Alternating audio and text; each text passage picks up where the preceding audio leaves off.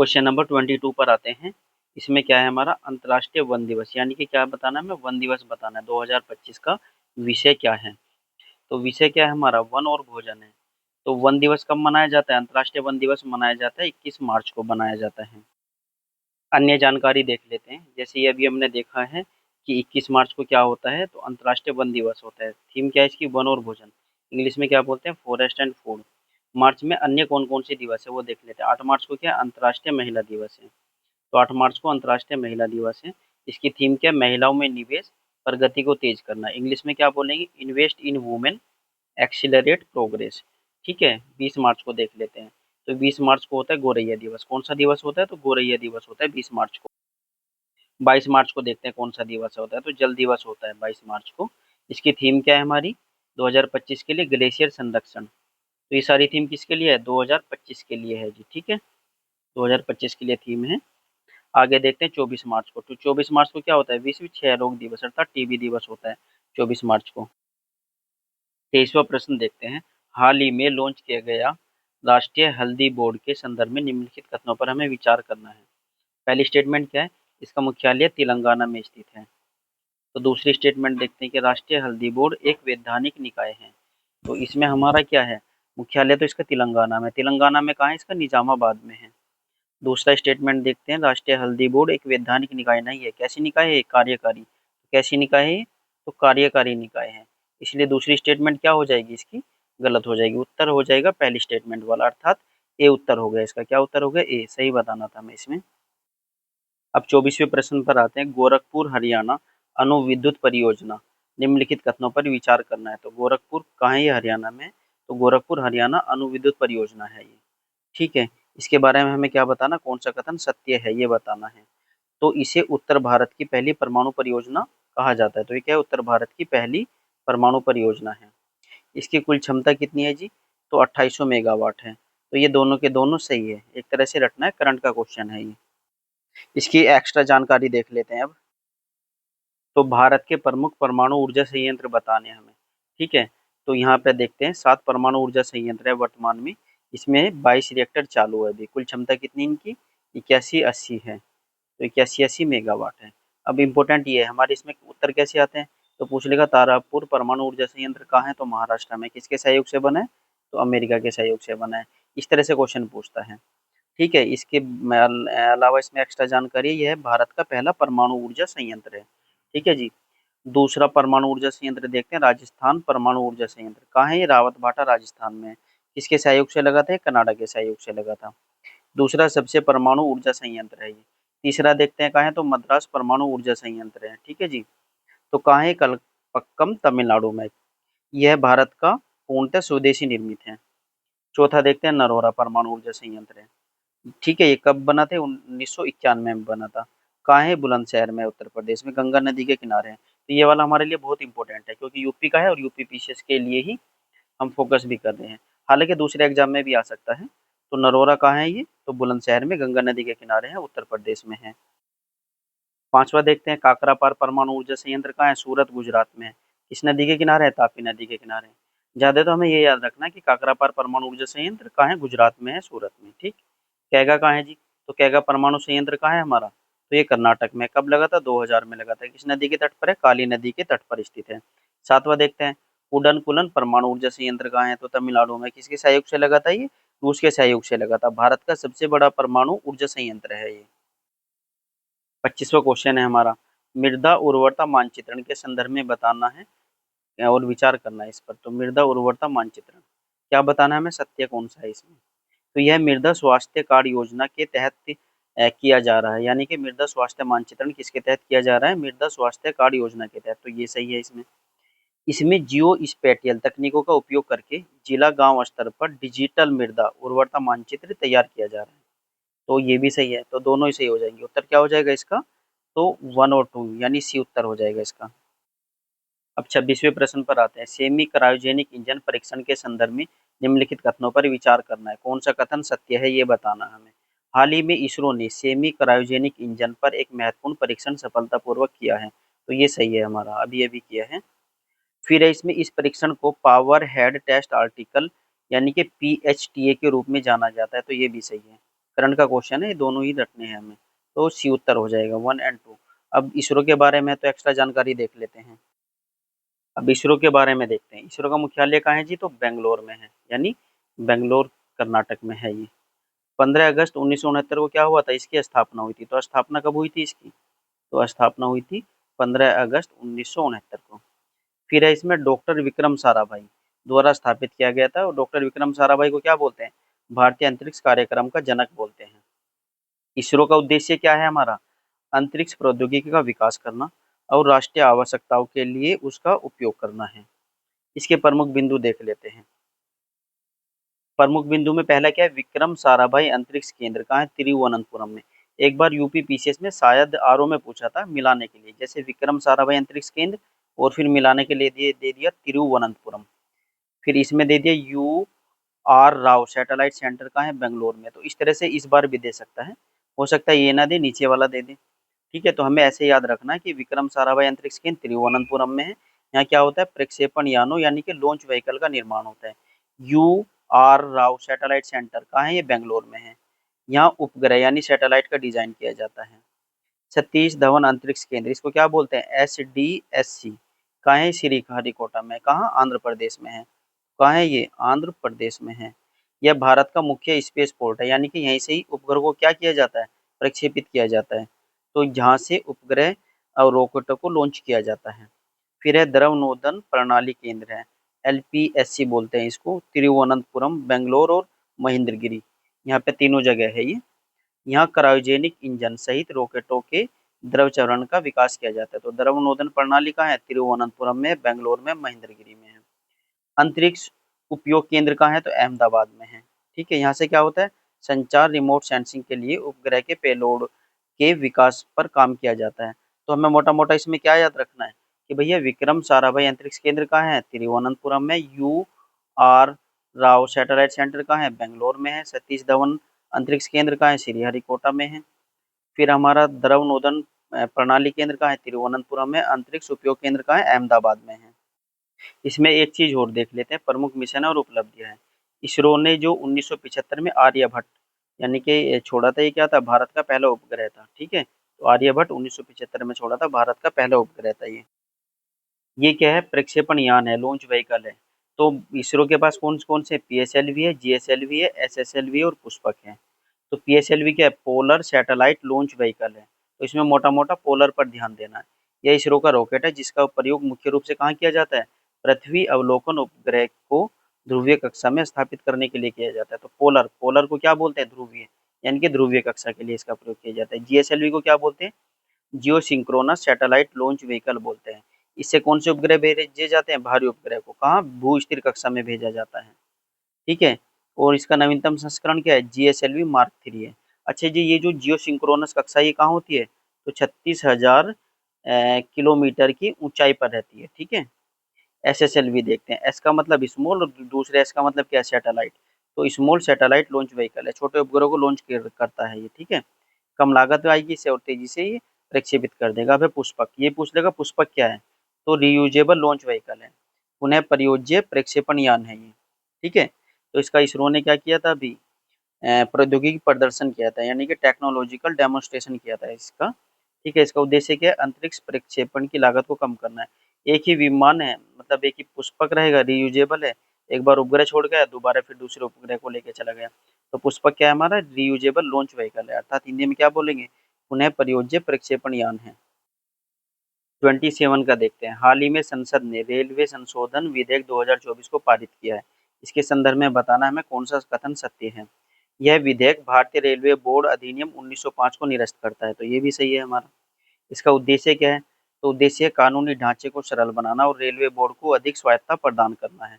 तो इसके दोनों उद्देश्य हो गए, यानी कि सी उत्तर हो गया इसका। 28वां क्वेश्चन देखते हैं। हाल ही में एकीकृत त्रिसेवा विशेष बल डेजर्ट हंट, तो डेजर्ट हंट 2025 अभ्यास कहाँ आयोजित किया गया? तो जोधपुर में आयोजित किया गया। जोधपुर कहाँ है इसका? ये राजस्थान में है हमारा। तो राजस्थान में आयोजित किया गया है।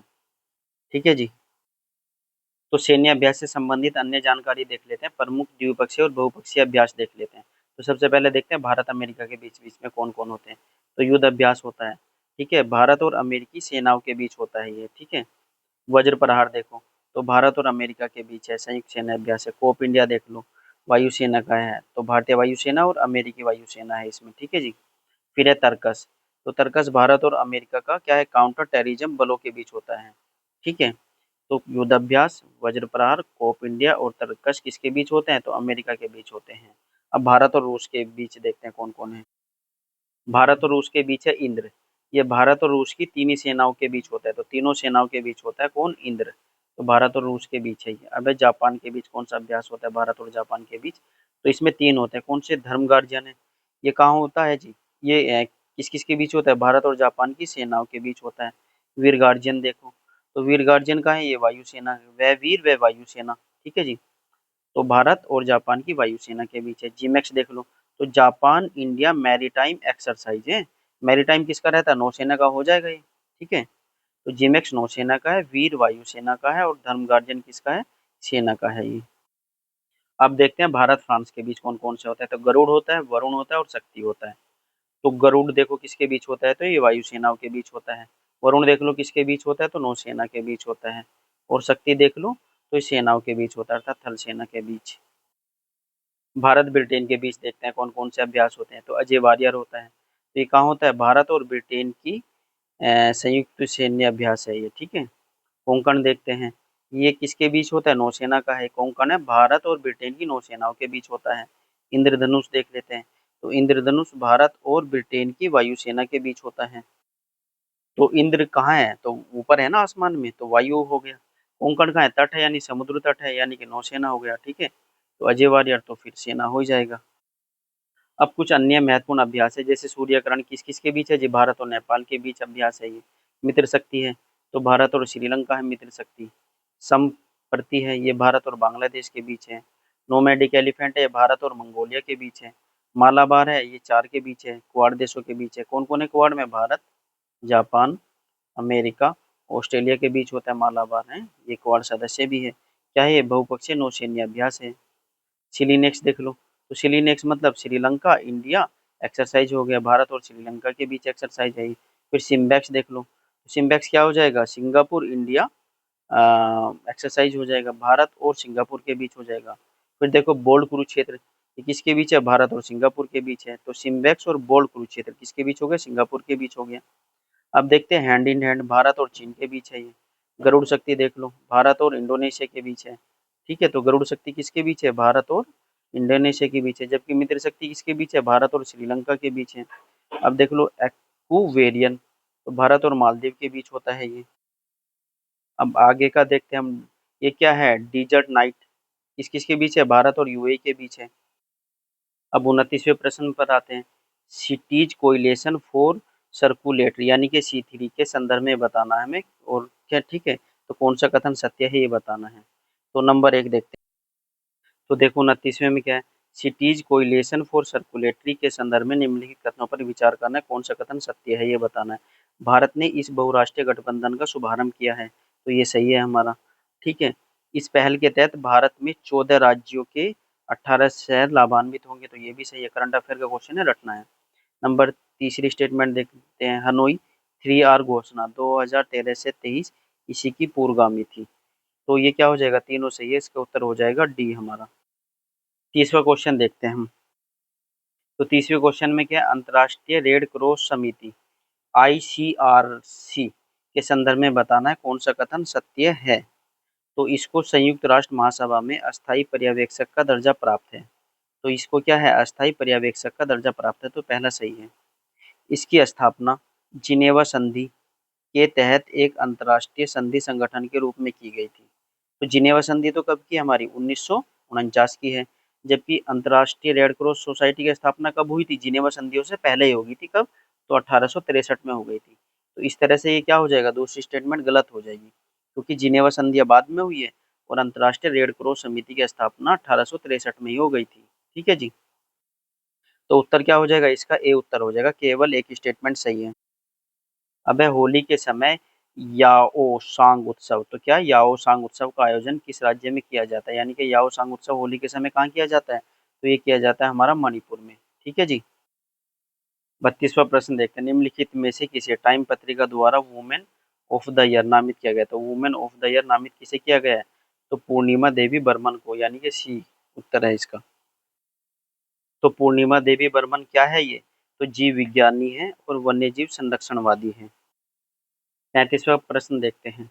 हाल ही में इंडिया आर्ट फेयर का 16वां संस्करण किस स्थान पर आयोजित किया गया? तो ये कहाँ किया गया? तो नई दिल्ली में आयोजित किया गया इंडिया आर्ट फेयर का 16वां संस्करण। अब 34वां देखते हैं। हाल ही में भारत में सबसे अधिक गिद्ध आबादी वाला राज्य कौन सा है? तो गिद्ध आबादी वाला सबसे अधिक आबादी वाला राज्य कौन सा है? तो हमारा मध्य प्रदेश है। कौन सा है? मध्य प्रदेश। तो डी उत्तर है इसका। तो डी उत्तर है। अब है हमारा 35वां प्रश्न। समय उपयोग सर्वेक्षण टीयूएस के संदर्भ में निम्नलिखित कथनों पर विचार करना है। कौन सा कथन सत्य है? इसे सांख्यिकी एवं कार्यक्रम कार्यान्वयन मंत्रालय ने जारी किया है। पहला सही है। 2019 के बाद दूसरा अखिल भारतीय समय उपयोग सर्वेक्षण है, तो दूसरा भी सही है। तो क्या उत्तर हो जाएगा? हमारा सी उत्तर हो जाएगा। अब 36वें का देखते हैं। 36वें का निम्नलिखित में से कौन वर्ल्ड इकोनॉमिक आउटलुक नामक प्रकाशन जारी करता है? तो कौन जारी करता है? तो आईएमएफ जारी करता है। अन्य जानकारी देख लेते हैं इसकी। तो ये क्या है? प्रमुख अंतर्राष्ट्रीय संगठन है, उनकी रिपोर्ट और सूचकांक है। अभी हमने क्या देखा? आईएमएफ का देखा था। तो विश्व आर्थिक आउटलुक तो वर्ल्ड इकोनॉमिक आउटलुक जारी करता है। और दूसरी रिपोर्ट कौन सी जारी करता है ये? तो ग्लोबल फाइनेंशियल स्टेबिलिटी। तो फाइनेंशियल स्टेबिलिटी रिपोर्ट जारी करता है। Global financial stability report IMF जारी करता है। अब देख लेते हैं विश्व बैंक कौन कौन सी जारी करता है। तो विश्व बैंक कौन कौन सी जारी करता है जी? विश्व बैंक करता है हमारा विश्व विकास रिपोर्ट, यानी कि वर्ल्ड डेवलपमेंट रिपोर्ट। दूसरी कौन सी करता था? Ease of doing business report. यह रिपोर्ट अब जारी नहीं की जाती अब, ठीक है, लेकिन पुरानी रिपोर्ट के आधार पर प्रश्न आते हैं, इसलिए इसको देख लेते हैं कि ईज ऑफ डूइंग बिजनेस कौन जारी करता था? तो विश्व बैंक जारी करता था। अब है ग्लोबल इकोनॉमिक प्रोस्पेक्ट। तो ग्लोबल इकोनॉमिक प्रोस्पेक्ट कौन जारी करता है? तो विश्व बैंक जारी करता है। अब देख लेते हैं संयुक्त राष्ट्र विकास कार्यक्रम यानी कि यूएनडीपी कौन कौन से रिपोर्ट जारी करता है। तो ये पहली रिपोर्ट जारी करते हैं मानव विकास सूचकांक, ह्यूमन डेवलपमेंट रिपोर्ट बोलते हैं, यानी कि एचडीआर बोलते हैं। दूसरी रिपोर्ट कौन सी जारी करता है? संयुक्त राष्ट्र विकास कार्यक्रम, ठीक है, यह अच्छा मानव विकास रिपोर्ट ही जारी करता है। इसी के बारे में दूसरा पॉइंट, यह रिपोर्ट मानव विकास सूचकांक जारी करता है, जो किन पर आधारित है? स्वास्थ्य पर, शिक्षा पर और जीवन स्तर पर, ठीक है। तो कभी-कभी ये स्वास्थ्य के साथ-साथ क्या देता है? शिक्षा के बजाय क्या दे देगा कि भाई स्कूल में बच्चों का नामांकन कितना है, ये दे देगा। कभी-कभी जीवन स्तर की जगह क्या दे देता है? प्रति व्यक्ति आय कितनी है, ठीक है, तो प्रति व्यक्ति आय भी दे देता है। तो यानी कि कई बार क्वेश्चन आ जाता है कि भाई मानव विकास सूचकांक को जारी करता है कौन? यूएनडीपी जारी करता है। इसमें क्या-क्या पैरामीटर देखे जाते हैं? तो स्वास्थ्य, शिक्षा और जीवन स्तर कैसा है। अब हम आते हैं वर्ल्ड इकोनॉमिक फोरम विश्व आर्थिक मंच पर। ये कौन कौन सी रिपोर्ट जारी कर रहे हैं? तो वैश्विक प्रतिस्पर्धात्मकता रिपोर्ट यानी कि ग्लोबल कॉम्पिटिटिवनेस रिपोर्ट जारी कर रहा है। दूसरी रिपोर्ट कौन सी इनकी? वैश्विक लैंगिक अंतराल रिपोर्ट, अर्थात ग्लोबल जेंडर गैप है ये। यात्रा और पर्यटन विकास सूचकांक है, ट्रैवल एंड टूरिज्म डेवलपमेंट है। तो प्रतिस्पर्धा करने के लिए क्या चाहिए? आर्थिक स्थिति अच्छी होनी चाहिए। लैंगिक अंतर को भी अच्छा करने के लिए क्या? महिला को रोजगार दो, आर्थिक रूप से सशक्त बनाओ। और यात्रा और पर्यटन के लिए भी पैसा चाहिए। तो रिलेट कर सकते हैं, आर्थिक मंच है तो आर्थिक रूप से, ठीक है।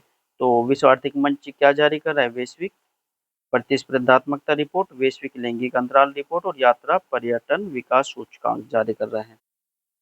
आगे देखते हैं अंतर्राष्ट्रीय श्रम संगठन, इंटरनेशनल लेबर ऑर्गेनाइजेशन बोलते हैं, इंटरनेशनल लेबर ऑर्गेनाइजेशन बोलते हैं, क्या क्या जारी कर रहा है ये? विश्व रोजगार और सामाजिक दृष्टिकोण, world employment and social outlook report. दूसरी कौन सी रिपोर्ट है जी? आईएलओ के द्वारा जारी विश्व सामाजिक सुरक्षा रिपोर्ट है, वर्ल्ड सोशल प्रोटेक्शन रिपोर्ट है। अन्य इंपोर्टेंट रिपोर्ट भी देख लेते हैं। रिपोर्टर्स विदाउट बॉर्डर, ये कौन जारी करता है? ये क्या जारी करता है? रिपोर्टर्स विदाउट बॉर्डर एक संस्था है, ये जारी करता है विश्व प्रेस स्वतंत्रता सूचकांक है, प्रेस स्वतंत्रता सूचकांक। ट्रांसपेरेंसी इंटरनेशनल क्या जारी करता है? भ्रष्टाचार धारणा सूचकांक। तो भ्रष्टाचार धारणा सूचकांक को जारी करता है ट्रांसपेरेंसी इंटरनेशनल। एफएओ अर्थात खाद्य एवं कृषि संगठन, ठीक है, ये क्या जारी करता है? The state of food security and nutrition in the world जारी करता है। फिर विश्व बौद्धिक संपदा संगठन है वीपो है, ये क्या जारी करता है? वैश्विक नवाचार सूचकांक जारी करता है। यूनेस्को का देख लो, तो वैश्विक शिक्षा निगरानी रिपोर्ट जारी करता है यूनेस्को। जर्मन मोच एक संस्था, ये क्या जारी करती है जी? जलवायु परिवर्तन प्रदर्शन सूचकांक अर्थात क्लाइमेट चेंज परफॉर्मेंस इंडेक्स जारी करता है। फिर है हमारा Institute for Economic and Peace, ये क्या जारी करता है? वैश्विक शांति सूचकांक जारी करता है। आगे है हमारा Concern Worldwide and Welthungerhilfe भुखमरी सूचकांक यानी कि वैश्विक भुखमरी सूचकांक जारी करता है ये। संयुक्त राष्ट्र पर्यावरण कार्यक्रम अर्थात यूनेप क्या जारी करता है? उत्सर्जन गैप रिपोर्ट यानी कि इमिशन गैप रिपोर्ट जारी करता है। कौन? यूनेप जारी करता है। संयुक्त राष्ट्र सतत विकास समाधान नेटवर्क अर्थात UN sustainable development solution network विश्व खुशहाली रिपोर्ट जारी करता है अर्थात वर्ल्ड हैप्पीनेस रिपोर्ट कौन जारी करता है? संयुक्त राष्ट्र सतत विकास समाधान नेटवर्क। 37वां क्वेश्चन देखते हैं हम। चीन ने हाल ही में एक गहन समुद्री अनुसंधान सुविधा के निर्माण को मंजूरी दी है। इसके संदर्भ में बताना हमें कौन सा कथन सत्य है। यह समुद्री अन्वेषण और वैज्ञानिक प्रगति की दिशा में कार्य करेगा, तो पहला सही है। यह फैसिलिटी दक्षिणी चीन सागर की सतह से 2000 मीटर नीचे होगी, तो ये भी सही है। तो उत्तर क्या हो जाएगा इसका? सी हो जाएगा। 38वां क्वेश्चन है। ओपेक प्लस समूह के संदर्भ में निम्नलिखित कथनों पर विचार करना है। यह कथन कौन सा कथन इसमें सत्य है ये बताना है। इसमें हाल ही में ब्राजील शामिल हुआ है, तो इसमें क्या हुआ है? ब्राजील शामिल हुआ है। ओपेक प्लस में ओपेक के इन 12 सदस्यों के अलावा 10 अन्य तेल उत्पादक देश भी शामिल है, तो ये भी सही है दूसरा भी। तो क्या उत्तर हो जाएगा इसका? 1 एंड 2 यानी सी उत्तर हो जाएगा। अन्य जानकारी देख लेते हैं। ओपेक कब स्थापित हुआ था? 1960 में हुआ था। ओपेक की फुल फॉर्म क्या है? Organization of the Petroleum Exporting Countries है। हिंदी में क्या बोलते हैं? पेट्रोलियम निर्यातक देशों का संगठन है। क्या है? ये एक अस्थायी अंतर सरकारी संगठन है। इसका उद्देश्य क्या है? अपने सदस्य देशों की पेट्रोलियम नीतियों का समन्वय करना और एकीकरण करना, ताकि तेल बाजारों में ताकि तेल बाजारों को स्थिर रखा जा सके। इसका एक इम्पोर्टेंट क्वेश्चन क्या है? इसका मुख्यालय पूछ सकता है। तो ओपेक का मुख्यालय कहाँ है? तो वियना ऑस्ट्रिया में है। अच्छा, इसमें नोट करने वाली बात यह है कि मुख्यालय तो इसका वियना ऑस्ट्रिया में है और वियना इसका सदस्य नहीं है। ठीक है, वर्तमान सदस्य देखो तो ओपेक में 12 सदस्य हैं। हाल में ब्राजील भी हो गया, तो इसलिए 12+1 लिख दिया। तो कौन कौन है इसमें? अल्जीरिया है, कोंगो है, भूमध्य देखिए गिनी है, गैबन है, ईरान है, इराक है, कुवैत है, लीबिया है, नाइजीरिया है, सऊदी अरब है, संयुक्त अरब अमीरात है और वेनेजुएला। ये सब इसके क्या है? सदस्य हैं। इसमें विशेष बिंदु नोट करने वाले यह थी, अंगोला जो था उसने 2024 में अपनी सदस्यता वापस ले ली, यानी कि अब अंगोला इसका सदस्य नहीं है। कतर भी इसका सदस्य नहीं है, तो अंगोला और कतर नहीं है। ओपेक का मुख्यालय पहले वियना में था, लेकिन बाद में कहाँ हो गया ये? तो ये ऑस्ट्रिया में हो गया। ठीक है।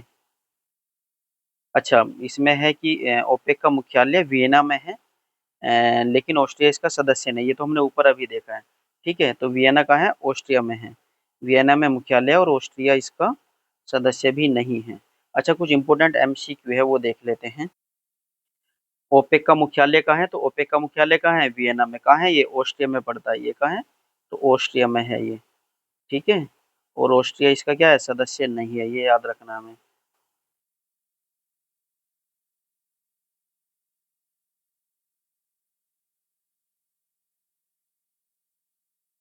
हाल ही में किस देश ने ओपेक की सदस्यता छोड़ दिया? तो किसने छोड़ी है? ये अंगोला ने छोड़ी है। ओपेक की स्थापना किस वर्ष हुई थी? अभी देखा था हमने कि भाई 1960 में हुई थी ओपेक की स्थापना। इसमें देखो ओपेक्स प्लस में कौन से देश शामिल हैं? तो ओपेक्स प्लस में कौन से देश शामिल है? ओपेक सदस्य और गैर ओपेक तेल उत्पादक देश भी शामिल है। जैसे उदाहरण के रूप में रूस और कजाकिस्तान। ठीक है, ये गैर ओपेक तेल उत्पादक देश है, ये भी शामिल है ओपेक प्लस में। ठीक है। छठा प्रश्न देखते हैं। निम्नलिखित में से कौन सा देश ओपेक का सबसे बड़ा तेल उत्पादक देश है? तो कौन है? ये सी उत्तर है इसका, सऊदी अरब है। ओपेक का सबसे बड़ा तेल उत्पादक देश कौन है? सऊदी अरब। 39वां देखते हैं। हाल ही में किस स्थान पर ब्रह्मपुत्र नदी पर एक अंतर्देशीय जलमार्ग टर्मिनल अर्थात IWT, ठीक है, का उद्घाटन किया गया है? किसका? अंतर्देशीय जलमार्ग टर्मिनल का। कहाँ किया गया है? तो जोगी घोपा में किया गया है। ठीक है। ये 40वां प्रश्न देखते हैं। हड़प्पा के अभिलेखों के संबंध में निम्नलिखित कथनों पर विचार करना है। कौन सा कथन सत्य है ये बताना है। हड़प्पा के शिलालेखों की अनूठी विशेषता यह है कि ये केवल दाएं से बाएं लिखे जाते हैं। ये गलत है। ये बाएं से दाएं और दाएं से बाएं के साथ साथ बाएं से दाएं भी लिखे जाते हैं। ठीक है। मोहरों पर पाए गए शिलालेखों में मानव, पशु और पौधों की आकृति है, तो ये वाला सही है। तो दूसरा सही क्या हो जाएगा? उत्तर बी हो जाएगा। हड़प्पा शैली के जो लंबे शिलालेख है वो बुस्टो-फैडन शैली में लिखे गए। इसमें ये जरूरी नहीं है कि दाएं से बाएं ही रहेगा, कि भाई दाएं से बाएं रहेगा। ठीक है, ये जरूरी नहीं है। तो इसमें बाएं से दाएं भी हो सकता है और दाएं से बाएं भी हो सकता है, इसलिए पहले वाला स्टेटमेंट गलत है हमारा, दूसरा सही है।